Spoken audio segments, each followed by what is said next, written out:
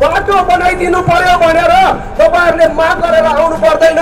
कुनै बाटोको हालत यस्तो राख्दैन राष्ट्रिय प्रजातन्त्र पार्टीले।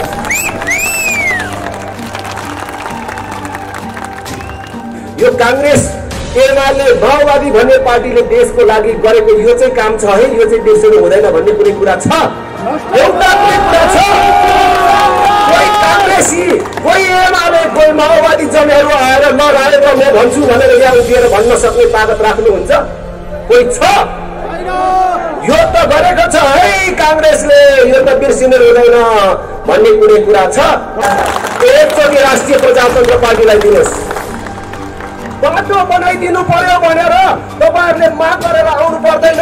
कुनै बाटोको हालत यस्तो राख्दैन राष्ट्रिय प्रजातन्त्र पार्टीले। राष्ट्रिय प्रजातन्त्र पार्टीले चुनाव जितेको गाउँपालिका नगरपालिकामा 12 कक्षासम्म पूर्ण रूपले निशुल्क हुनेछ। हरेक विद्यालयमा कम्प्युटर शिक्षा अनिवार्य हुनेछ। बाल कक्षाहरूलाई अहिले तपाईको गाउँघरमा मोन्टेसरीको नाममा स्थापना गरेका बाल विद्यालयहरू छन् नि, त्यो स्तरको हामीले विकसित गरेर लैजानेछौँ। आधारभूत स्वास्थ्य सेवा निशुल्क गर्नेछौँ। कुनै पनि नागरिकले अस्पताल जान नपाएर मर्यो भन्ने कुरा सुन्नु पर्ने छैन। भोट दिनुभन्दा अगाडि 1000 चोटि सोचेर भोट दिनुहोस्। मैले भन्छु कांग्रेस एमालेलाई भोट दिएर देश बन्छ भन्नु, फेरि एकचोटि हेरौँ भन्नु साँडेको टाङ्गोनी बाल्टी थापे जस्तो हुन्छ।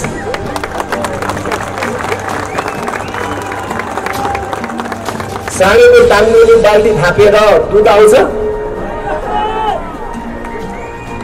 साँडेको टाङ्गोनी बाल्टी थापेर साँडेले दुध दिएन भनेर सिर्कना लगाउँदा दिन्छ? सिर्कना लगाए पनि दिँदैन। होइन के हो यसलाई, अलि सुमसुम्या न छोरा भनेर छोरा छोरीको पनि सहयोग लिएर सुमसुम्याए पनि दिन्छ? दिँदैन। खाना पो पुगेन कि भने अलिकति दाना थपिँदैन त यसलाई भनेर दाना थपिदिँदा पनि दिँदैन। दिँदैन, केही गरे दिँदैन, मरै दिँदैन साँडेले दुध, किनभने साँडेको धर्मै दुध दिने होइन। त्यसै गरेर कांग्रेस एमालेको धर्म नै देश बनाउने होइन रहेछ भन्ने कुरा त 31 वर्षमा देखियो।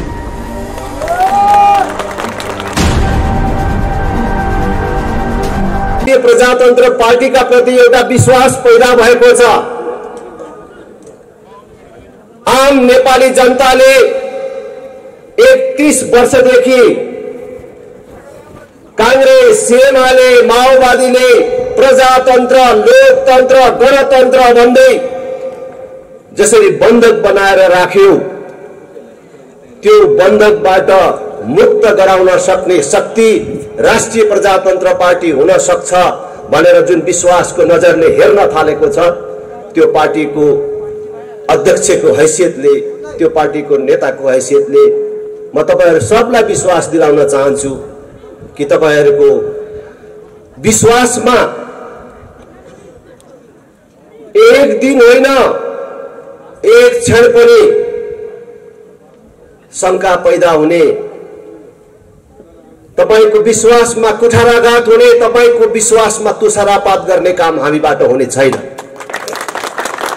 फेरि पनि दोहोर्याउन चाहन्छु, हामी सबैभन्दा माथि देश छ, देशभन्दा माथि अर्को कुनै कुरा छैन। हामी देशको लागि छौं। हामीले गरिराखेको कुरा देशको लागि हो, जनताको लागि हो र देशको लागि जनताको लागि काम गर्ने क्रममा हामी देशको मुख्य शत्रुको रूपमा रहेको भ्रष्टाचारको विरुद्ध पहिलो आफै खरो उत्रने छौं। भ्रष्टाचार गरेर खानु, आमाको रगत खानु सरह मानेर हामीले काम गर्ने छौं।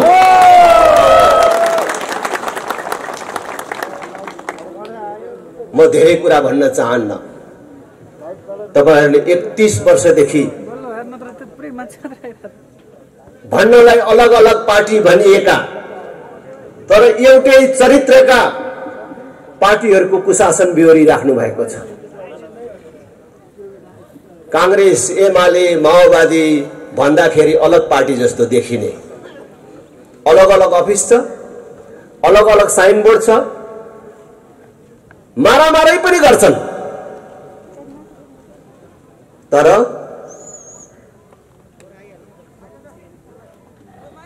भ्रष्टाचारका ठुलठुला कुराहरू आयो भने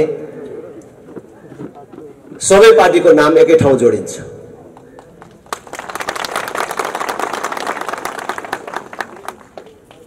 यो देशको जनतालाई भन्दा विदेशी शक्तिलाई ठुलो मान्ने, जनताको आशीर्वाद भन्दा विदेशीहरूको आशीर्वादलाई ठुलो मान्ने कुरामा पनि यिनीहरू एकै ठाउँ देखिन्छ। गाँठे पुरानो कुरा नगरौं, दिल्लीमा 12 बुँदे सहमति गर्दाको कुरा नगरौं। विदेशीहरूले आयोजना गरेको, प्रायोजन गरेको दिल्ली सम्मेलन र 12 बुँदे सहमतिको भरिया बनेर आएको कुरा नगरौं। भर्खरै एमसीसी को कुरा हो, कस्तो चर्कोसँग एमसीसी को विरोध गर्दै थिए। नेकपा एमाले संसदमा एमसीसी सम्झौता प्रस्ताव पेश गर्दाखेरि कांग्रेसले थाहै नपाएको गरे जस्तो बसिराखेको थियो। ऊ प्रतिपक्षमा थियो। फेरि कांग्रेस सरकारमा आयो, एमालेलाई लुतोने कन्याई जस्तो, अझ विरोधी जस्तो गरेर बसिराखेको थियो। माओवादी त झन् कस्तो चर्को स्वरमा सडकमा थियो है। हामी त विरोधमा जुलुसमा मात्रै थियौं, हामी तोडफोडमा थिएनौं। उनका कार्यकर्ता त भत्काउनेमै थिए। सुरक्षा कर्मीमाथि आक्रमणमै अगाडि सरिराखेका थिए। तर जब निर्णयको दिन आयो, यी सबै एउटै दुलोमा सोझिएर बसे।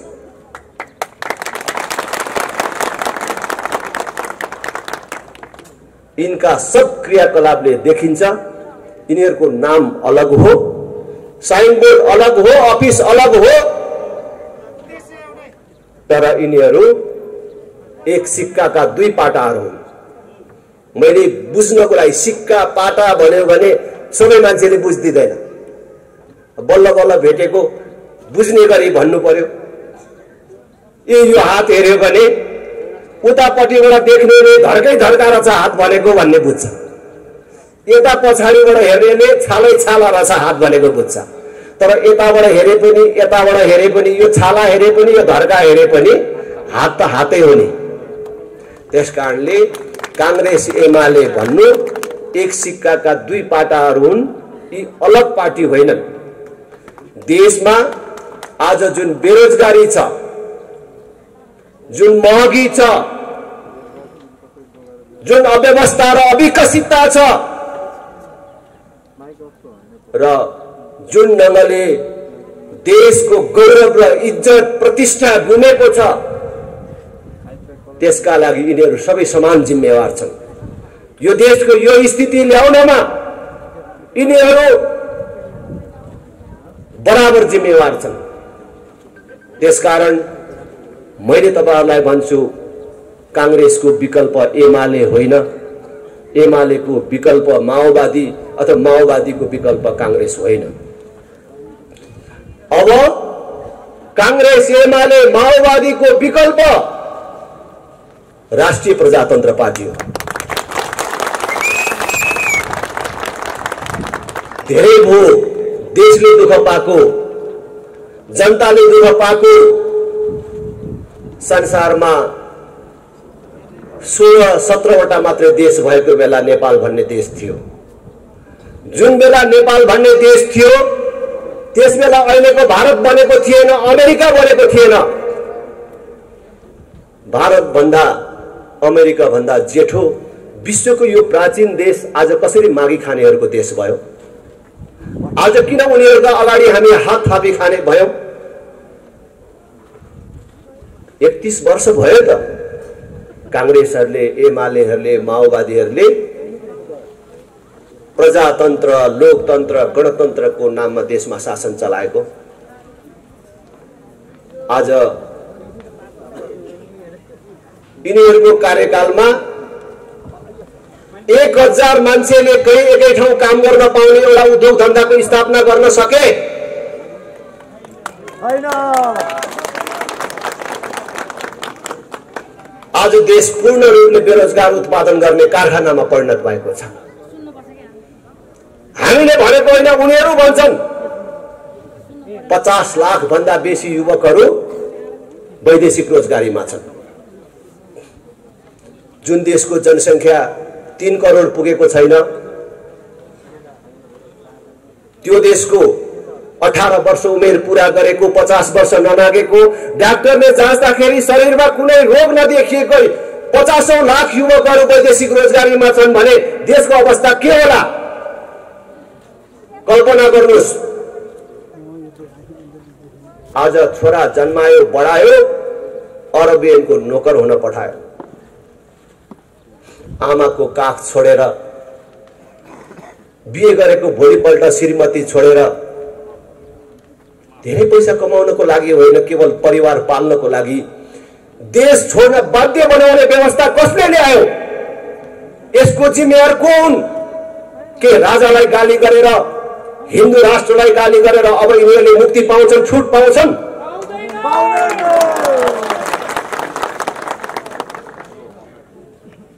आज देशको राष्ट्रिय ऋण 4 वर्षमा 2 गुणा भएको छ। 4 वर्ष अगाडि संघीयता कार्यान्वयन हुनुभन्दा अगाडि राष्ट्रिय ऋण 8 खरबमा थियो, अहिले 17 खरब भन्दा बेसी पुग्यो। हरेक व्यक्तिलाई भाग गर्यो भने 60,000 70,000 कति पर्छ भनेर साथीहरू भन्दै थियो। ऋण मात्रै बढेको छैन, यही बीचमा करको दर र दायरा कुन ढङ्गले बढ्यो तपाईहरुले आफै अनुभव गर्नु भएको छ। केही वर्ष अगाडिसम्म के कुरामा कर लाग्छ भनेर हामीले यसो सम्झिनु पर्थ्यो, तर आज के कुरामा चाहिँ कर लाग्दैन भनेर हामीले सम्झनु पर्ने भएको छ। कर नलाग्ने कुनै क्षेत्र छैन। करको दायरा पनि त्यसरी नै बढेको छ भने दर पनि हिजो 17 रुपैयाँ लाग्ने ठाउँमा आज 1700 र 7000 सम्म लाग्न थालेको छ। तर यति धेरै ऋण लिएर, यति धेरै कर तिरेर हामीले कसलाई पोसिराखेका छौं? संघीयता अन्तर्गतका जनप्रतिनिधिहरू, तिनका कर्मचारीहरू, तिनका लागि व्यवस्था गरिएका गाडीहरूमा खर्च भइराखेको छ, तिनका तलब भत्तामा खर्च भइराखेको छ। यो देशले धान्न सक्ने कुरा होइन। आज देशको गरिबी, अविकसितता यी त आफ्नो ठाउँमा छन्। कुनै दिन राम्रो पार्टी र राम्रो नेता पाएको दिन यी सब चिज ठिकमा आउला, तर त्यो भन्दा पनि खतरनाक कुरा यी ठूला राजनीतिक दल हो भन्नेहरूको केटाकेटी व्यवहारको कारण वैदेशिक सम्बन्धलाई सत्ता प्राप्त गर्ने र सत्तामा बस्नेले सत्तामा टिकिराख्ने अस्त्रको रूपमा प्रयोग गर्न खोजेको कारण आज अन्तर्राष्ट्रिय जगतमा नेपालको विश्वसनीयता गुमेको छ मात्रै होइन,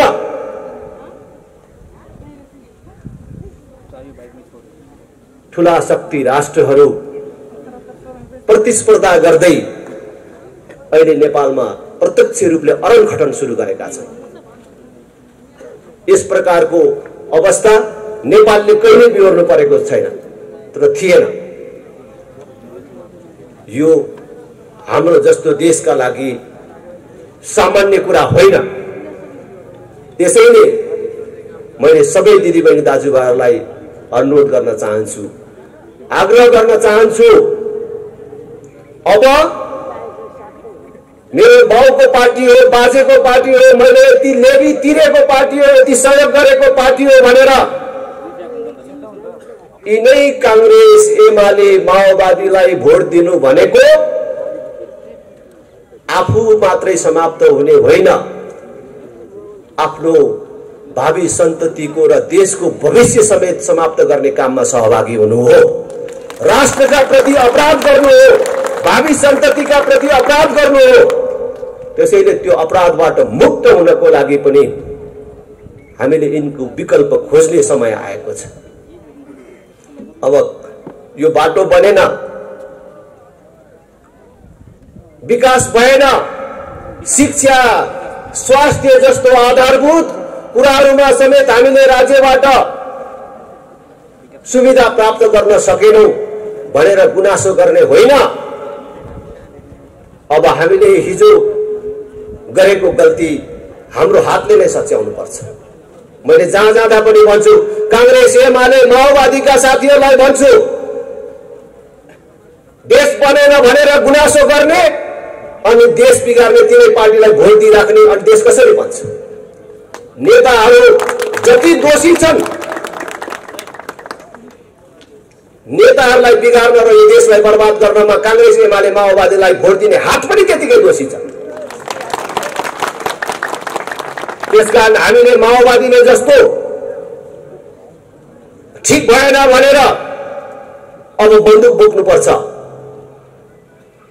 अब पुल काट्न जानुपर्छ, अब मान्छे नमारिकन हुँदैन, 2-4 मान्छे नमारी नहुने रहेछ भन्ने सिद्धान्त नारा लिएर आएका छैनौं। हामी मान्छे नमारिकन पनि, बन्द हडताल नगरिकन पनि देशलाई ठीक बाटोमा ल्याउन सकिन्छ। त्यो बाटो हो चुनाव।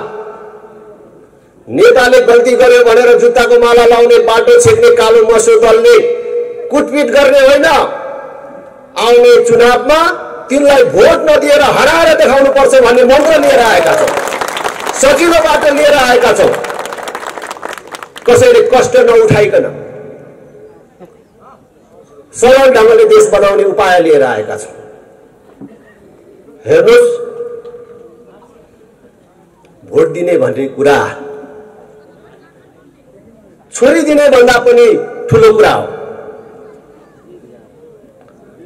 छोरी दिँदाखेरि तपाईले कति चोटी सोच्नुहुन्छ? 1 चोटी, 2 चोटी, 10 चोटी? होइन, 1000 चोटी सोच्नुहुन्छ। जब छोरी दिने कुरा हुन्छ, रातभरि छटपटाउनुहुन्छ, निन्द्रा लाग्दैन। आफूले छोरी दिन लागेको केटो कस्तो हो भनेर अनेक मान्छे लगाएर बुझ्नुहुन्छ। त्यो छोरो अथवा त्यो ज्वाइँ बन्ने मान्छे कति पढेको छ, आनी बानी कस्तो छ, आम्दानीको स्रोत के छ, जाँदक्सी खान्छ कि खाँदैन, त्यति मात्र हो र त्यसले ठिटी घुमाएर हिँड्ने गरेको छ कि छैन भनेर समेत सोध्नुहुन्छ र बुझ्नुहुन्छ। त्यति धेरै बुझेर दिएको ठाउँ पनि कहिलेकाहीँ गलत पर्छ। त्यति बुझेर दिँदाखेरि पनि छोरी कहिलेकाहीँ लफङ्गाको हातमा पर्छ। त त्यस्तो भयो भने के हुन्छ? तपाईको एउटा छोरीले दुःख पाउँछ। कान्छी दिएको हो भने ठुलो छोरीसम्मलाई पनि केही फरक पर्दैन, ठुली दिएको हो भने कान्छी छोरीलाई पनि केही फरक पर्दैन। अलिअलि पीर परिवारलाई पर्छ, तर बर्बादी कसले? त्यही छोरी एउटाले बिहोर्नु पर्छ। तर तपाईले दिने एउटा भोट गलत पार्टी र गलत नेतालाई परेछ भने त पुरै देशले दुःख पाउँछ, पुरै देश बर्बाद हुन्छ। आज त्यही कुरा भइराखेको छ।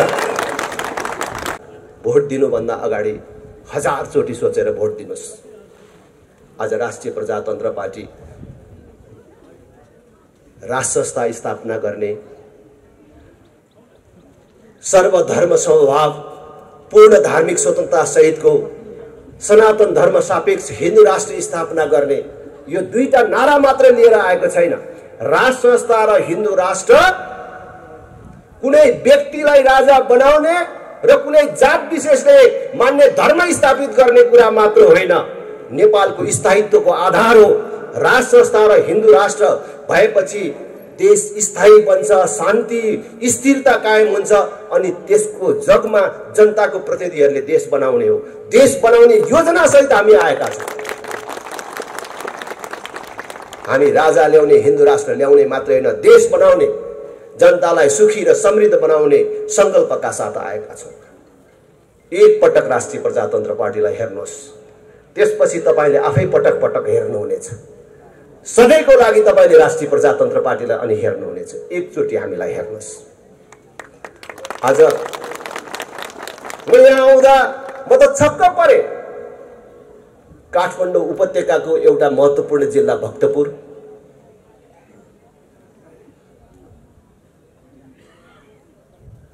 राजधानीसँग जोडिएको भक्तपुर, यो ऐतिहासिक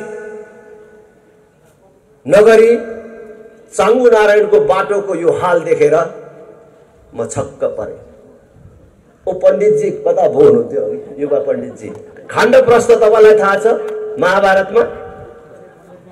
महाभारतको खाण्डप्रस्थ जस्तो देखे। महाभारतको खाण्डप्रस्थ तपाईहरुले सुन्नु भएको छ? जब हस्तिनापुर माथि कौरवहरूले हस्तक्षेप गरे अथवा छलछामबाट पाण्डवहरूको हातबाट कौरवहरूले हस्तिनापुर लगे, पाण्डवहरूलाई पनि कुनै राज्य दिनुपर्ने भयो, कहीँको त राजा मानिदिनु पर्ने भयो भन्दाखेरि उनीहरूलाई एउटा यस्तो ठाउँ जहाँ जीवन र वनस्पतिको कल्पना पनि गर्न सकिँदैन थियो, ढुङ्गै ढुङ्गा मात्रै, हेर्दाखेरि पनि आँसु आउने त्यस्तो ठाउँ जसको नाम खाण्डप्रस्थ थियो। ल यहाँको राजा हुनु पाण्डवहरूलाई भनेर त्यो राज्यको राजा हुन दिइयो। तर त्यो खाण्डप्रस्थलाई पाण्डवहरूले रगत बगाए, पसिना बगाए, मेहनत गरे र त्यो खाण्डप्रस्थलाई हस्तिनापुर भन्दा पनि राम्रो र लोभलाग्दो इन्द्रप्रस्थ बनाए। जब त्यो इन्द्रप्रस्थ बन्यो, त्यो राम्रो बन्यो, पछि कौरवहरूले फेरि त्यहाँ पनि आँखा लगाए अनि त्यो पनि लिनको लागि लाक्षागृहको निर्माण गरे, जुवाको सिर्जना गरे, जुवा खालको निर्माण गरे अनि पछि महाभारत भयो। त्यतातिर म जान्न, तर जसरी त्यो खाण्डप्रस्थलाई पाण्डवहरूले रगत पसिना बगाएर इन्द्रप्रस्थ बनाए, म पनि नेपालमा खाण्डप्रस्थ खोज्दै थिएँ।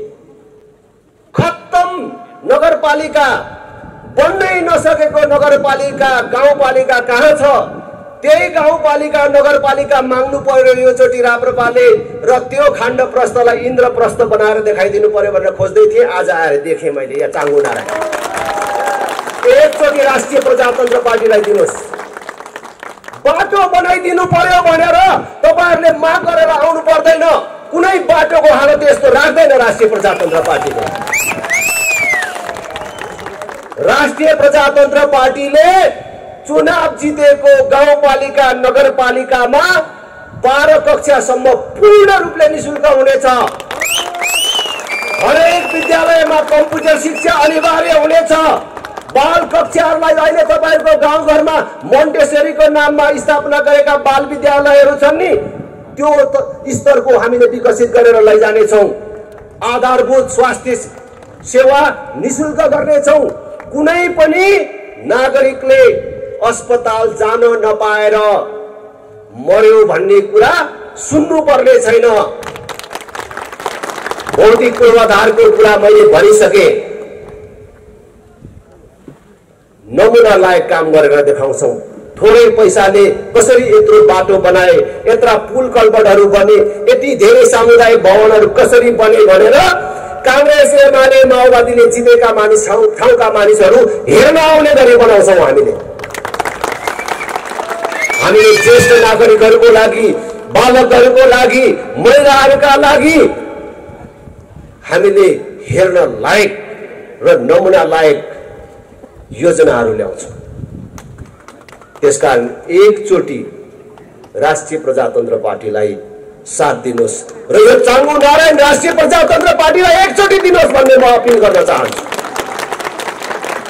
यस्तो बिजोग काठमाडौँसँग, राजधानीसँग जोडिएको जिल्लाको नगरको हालत यो के हो? यस्तो यो त मेरो सुदूर गाउँमा पनि छैन। यस्तो हामीले जितेको गाउँमा यस्तो छैन। हामीले जितेको गाउँमा पहिले यस्तै थियो। कालो पत्रे सडक कस्तो छ हेर्नको लागि कि बिहार जानु पर्थ्यो कि शहरमा जानु पर्थ्यो। तर आज कालो पत्रे सडकले नछोएको कुनै वार्ड छैन।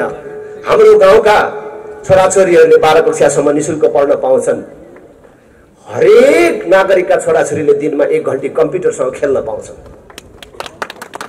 एकचोटि यो चाङ्गु नारायण पनि हामीलाई दिनुहोस्। म यही अपिल गर्न चाहन्छु, नउर्मलिनुहोस् यो कांग्रेस एमाले माओवादीसँग। जुन पार्टीहरूले 31 वर्ष मौका पाउँदाखेरि केही गर्न सकेनन्।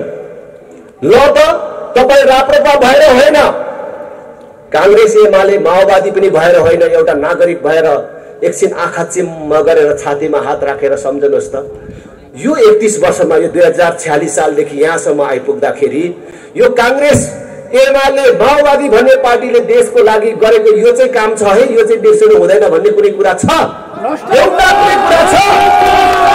कोही कांग्रेसी, कोही एमाले, कोही माओवादी जनेहरू आएर नराएर म भन्छु भनेर यहाँ उभिएर भन्न सक्ने ताकत राख्नुहुन्छ? कोही छ? यो त गरेको छ है कांग्रेसले, यो त बिर्सिनु हुँदैन भन्ने कुनै कुरा छ? देशले देख्न पाउने, जनताले छुन पाउने, भोग्न पाउने कुनै त्यस्तो कुरा छ? देश पूर्ण रूपले बेरोजगार उत्पादन गर्ने कारखानामा परिणत गरे। आज हाम्रो भाइ छोराहरूलाई, हाम्रा दिदीबहिनीहरूलाई बेचेर उनीहरूले पठाएको रेमिटेन्सबाट देश चलाएर केही मानिसहरू मालिक बने। आज ब्याङ्कमा पैसा छैन भन्छ। अर्थशास्त्रको धेरै कुरा म बुझ्दिनँ, तर लाटो हिसाबले पनि आम्दानी भएन होला, धेरै राजस्व उठेन होला, सरकारको ढिकुटीमा पैसा भएन होला, तर ब्याङ्कमै पैसा नहुने भन्ने कुरा चाहिँ के हो? ब्याङ्कमै पैसा नहुने भन्ने कुरा के हो? यो अरू कसैले बुझ्नुहुन्छ कि? नोट त छापिएकै छ नि त, त्यो नोट कहाँ गयो? नोट कहाँ गयो र ब्याङ्कमा पैसा छैन? नोट नेताहरूको घर घरमा थन्कियो। कमिसनको नाममा अनेक ढङ्गले गरेको भ्रष्टाचारको पैसा ब्याङ्कमा राख्न त आम्दानीको स्रोत देखाउनु पर्यो। कहाँबाट कमाएको भयो, कहाँबाट ल्याएको भनेर त्यहाँ राख्ने त? पैसा जति नेताहरूको घरमा थन्केपछि ब्याङ्कमा कसरी पैसा हुन्छ?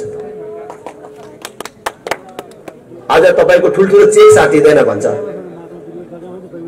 उद्योग धन्दामा ऋण लिन पाउँदैन भन्छ, लगानी बन्द भइसक्यो, राखेको पैसा पनि मान्छेले अब निकाल्न पाउने अवस्था छैन। यो के भएको त? हाम्रो नेपाली नोट भारतमा लगेर राखेको त होइन होला? नेपाली नोट नेपाली नेताको घरमा थन्केको छ भन्छ। ल यसो बुझ्दाखेरि त्यही कुरा देखिन्छ। हामी त अलिअलि पैसा ब्याङ्कमै लगेर राख्छौँ, कहाँ घरमा राख्ने? त्यस कारणले देश अहिले सामान्य अवस्थामा छैन। हुँदा हुँदा त अब अलिअलि आशा लागेका मान्छेहरू पनि के भन्छ, देश त नमागिकन चल्दैन भन्छ। सबै पार्टीका नेताहरू एक स्वरमा भन्छ, विदेशीले सहयोग नदिकन कसरी देश बन्छ? यस्तो अति राष्ट्रवादी कुरा गरेर हुन्छ भन्छ। यत्रो बिजुली उत्पादन हुँदैछ, यो बिजुली भारतलाई बङ्गलादेशलाई नबेच्ने हो भने यहाँ कहाँ लगाउनु भनेर भन्छ। एउटा नेता निस्केन, एउटा पार्टी निस्केन। यो बिजुली विदेशीलाई नबेचेर पनि हाम्रै देशमा खपत गरेर पनि हामीले हाम्रो देशलाई सुन्दर बनाउन सक्छौँ र यो बिजुली यही उपयोग गर्न सक्छौँ भन्ने योजना ल्याउँदैनन्। अहिले एमसीसी को कुरा सुनिरहेको छ नि, एमसीसी ठिक कि बेठिक यी आफ्नो ठाउँमा छलफलको विषय छ, तर एमसीसी ले दिने पैसा केमा खर्च गर्ने भन्दैछन्? जम्मा केही किलोमिटर बिजुलीको लागि ट्रान्समिसन लाइन विस्तार गर्ने भनेको बिजुलीको तार टाङ्ने, बिजुली कुदाउने बाटो बनाउने, अर्को केही किलोमिटर बाटो स्तर उन्नति गर्ने, अनि साँगुरो बाटो थियो भने अलि ठुलो बनाउने भनेको। आज तपाईं सम्झनुहोस् त, अहिले संसारमा यति धेरै प्रविधिको विकास भइराखेको छ, नयाँ नयाँ आविष्कार भइराखेको छ, हाम्रोमा अनेकौं आयोजनाहरूबाट बिजुलीहरूको उत्पादन बढिराखेको छ। भविष्यमा बढ्ने त्यो बिजुलीको उत्पादन भारतलाई बेच्नुपर्छ भनेर यो अहिले ट्रान्समिसन लाइन बनाएको रे। तर जुन बेलासम्म हामीले बिजुली उत्पादन गरिसक्छौं र भारतलाई बेच्ने भनेर हामीले सोच्छौं, त्यसबेला भारतले अर्को नयाँ कुनै प्रविधिको विकास गरेर तिम्रो बिजुली मलाई चाहिँदैन भन्यो भने त्यहाँ के कुदाउने? खोइ हाम्रो नेताले भन्न सकेको हामी हाम्रो बिजुली अरू कसैलाई बेच्दैनौं। अब हाम्रो देशमा चल्ने सबै गाडीहरू बिजुलीबाट चल्ने बनाउँछौं। तपाईहरुले देख्नु भएको छ कि छैन? अहिले बिजुलीबाट चल्ने गाडीहरू यही छ्यापछ्याप्ती कुदिराखेको छ। अब हामी डिजेल पेट्रोल ग्यास ल्याउँदैनौं। अब उताबाट किनेर सबै चीज बिजुलीले चलाउँछौं। अब ग्यासले भात पकाउने होइन, बिजुलीले भात पकाउने व्यवस्था मिलाउँछौं र पूर्ण रूपले विद्युत यहाँ उपयोग गर्छौं। देशलाई औद्योगिकरणको बाटोमा लान्छौं। संसारभरका लगानीकर्ताहरूलाई हाम्रो देशमा आएर उद्योग खोल, जसले 1000 मान्छेलाई रोजगार दिने उद्योग खोल्छ त्यसलाई 10 वर्ष हामी कर फ्री गर्छौं, बिजुलीमा पनि छुट दिन्छौं। जसले 5000 मान्छेलाई रोजगार दिने उद्योग खोल्छ त्यसलाई 20 वर्ष करमा छुट दिन्छौं। यस्तो किन भन्न सक्दैन? यसो गरे भने हाम्रो बिजुली कसलाई बेच्नु पर्छ? यही खपत हुन्छ। हाम्रो भाइ छोराले 30-40 हजार कमाउनको लागि, केवल परिवार पाल्नको लागि विदेशीको नोकर हुन जानुपर्ने अवस्था किन आउँछ? यही देशलाई बनाउन सकिन्छ, तर यस्तो कुरा गर्दैन। आज उनीहरू त विदेशीको शरणमा परे तर आउने भावी सन्ततिलाई समेत र आम देशलाई समेत विदेशीको सहयोग नलिकन देश बन्दैन भन्ने तर्फलाई जान खोजिराखेका छन्। आज हामीले भन्न सक्नुपर्छ, हामी हाम्रो ठाउँमा हाम्रो पैसा खर्च गरेर, हाम्रो नाममा ऋण लिएर तिमीलाई बिजुली लाने बाटो बनाउँदैनौ। भारत तिमीलाई बिजुली चाहिन्छ भने तिमीले नै यहाँ ट्रान्समिसन लाइन बनाएर लैजाऊ भन्न सक्ने ताकत हामीले राख्नुपर्छ। तर आज नेताहरू पराधीन भए, जसको कारण आज देश दिन दुगुना रात चौगुना एउटा असफल राष्ट्रको बाटोमा गइराखेको छ। त्यसैले मैले भन्छु, कांग्रेस एमालेलाई भोट दिएर देश बन्छ भन्नु, फेरि एकचोटि हेरौं भन्नु साँडेको टाङमुनि बाल्टी थापे जस्तो हुन्छ।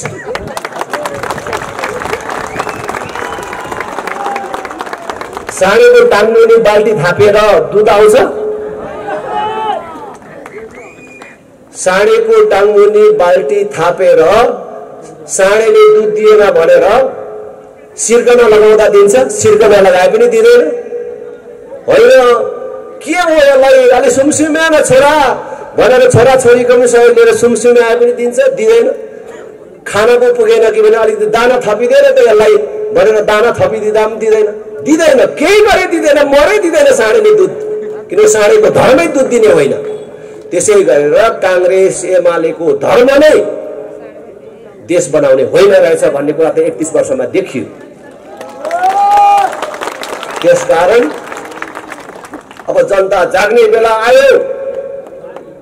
अब 1 वर्षभित्रमा 3 तहको निर्वाचन हुँदैछ। 3 तहको निर्वाचनमा जनताले साबित गर्नुपर्नेछ, जनता कांग्रेस एमाले माओवादीको गोठमा बाँधेर राखेको गाईबस्तु होइन। उनीहरूले भन्छ नि जनता सार्वभौम छ भन्छ नि, हो जनता सार्वभौम छ। जनता बुझ्ने भयो भन्ने प्रमाणित गर्नको लागि पनि यी पार्टीहरूलाई हराएर देखाउनु पर्छ। यही कुरा म तपाईहरु सबलाई अपिल गर्दै फेरि पनि अरु 2टा पार्टी प्रवेश कार्यक्रममा सहभागी हुनुपर्नेछ। बस चढेर आउनु भएको छ। टाढा टाढाबाट साथीहरू 3 दिनदेखि पर्खिराख्नु भएको छ, महत्त्वपूर्ण साथीहरू। त्यसकारण मैले बीचमा समय लिए उपाध्यक्षजी, प्रवक्ताहरू र रेखा थापा समेत तपाईहरुको साथमा हुनुहुन्छ। पूरा समय बसेर यो सभालाई पूर्ण रूपले सफल बनाइदिन हुन तपाईहरु सबलाई अपील गर्दै यहाँबाट बिदा हुन्छु। त्यो भन्दा अगाडि एकचोटी त स्वर मिलाउनै पर्छ। राष्ट्रिय प्रजातन्त्र पार्टी जिन्दाबाद, जिन्दाबाद, जिन्दाबाद। भोट के माहौलमा, भोट के माहौलमा। धेरै धेरै धन्यवाद। जय राष्ट्र, जय जनता।